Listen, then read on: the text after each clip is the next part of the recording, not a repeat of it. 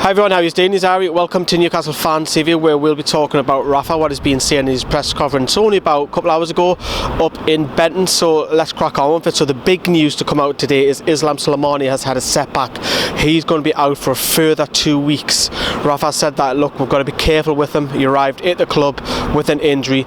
He trained really hard, he trained well, but he's had a setback. It's a thigh strain, which is disappointing because we were all hoping that he would make his debut against Bournemouth, so that's not the case.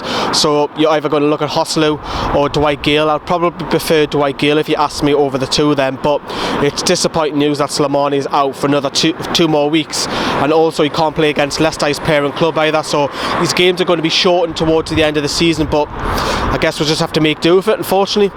Now, Rafa talked about the momentum because Newcastle are on a nice little run, the one defeating 7 it is now, beating Manchester United. You know, winning a couple of games can shoot you right up that Premier League table, and he wants that to continue, and that's probably only right. You know, I mean, if Newcastle were to win by 2 clear goals, we'll go above Bournemouth, and potentially we could go 10th after this weekend, which is crazy. It's crazy how tight that is down the bottom of the league.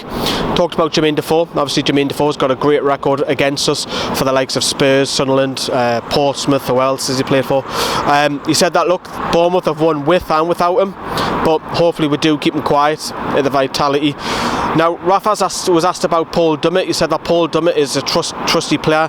He's left-footed, which is a rarity in football these days.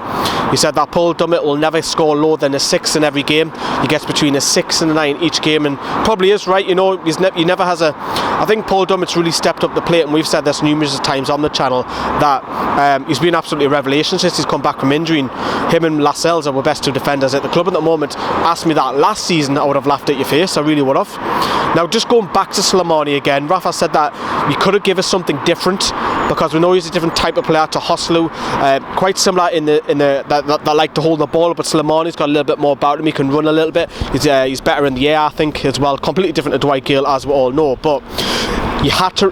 Rafa said that you had to run the risk of signing Islam Slimani to get a striker through the door. They had to risk it because if we didn't, we've only been left with 2 strikers with Mitrovic leaving. Some people might say, well, you shouldn't let Mitrovic go, but that's a different matter altogether. But like I said, he said that he's worked hard in training, and it's just disappointing, you know. Was asked about Jonjo Shelvey as well. Said that when Shelvey plays well, so do Newcastle. You know, Shelvey hasn't had the greatest season. I don't think he has personally, but against Manchester United, I give him a 10, and I never give anyone a 10 all season. He was absolutely outstanding. So he said that he's enjoying his football at the moment. He's happy. Rafa's pleased for him as well. He talks to him about managing the pressure. Do you know, when obviously things get a little bit heated around him? So he's obviously talks to him, and he seems that he's a lot more calmer. Well, time will tell. I mean, we sent our first game this season against Spurs, so we'll see if that is genuine. He said that he trusts him as well, so Jonjo can put another performance in on against Bournemouth. Now, just talking about the break, obviously we've just had it will be a 2-week break by the time we do play Bournemouth. Rafa said that he actually prefers to have a game straight away rather than this break. Some fans that we've chatted about when we've done it in fan cams, we've had guests on the last 10 days or so, they said that the breaks come at the right time. Well, Rafa disagrees. He prefers the games to come quick and thin when Newcastle are on a good run.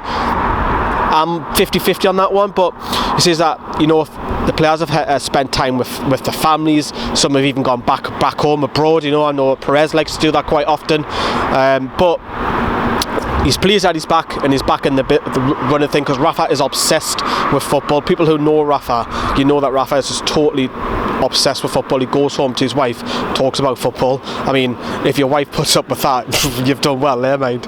And then finally he went on to say that every game is like a cup final now, because we're now hitting towards the last quarter of the season.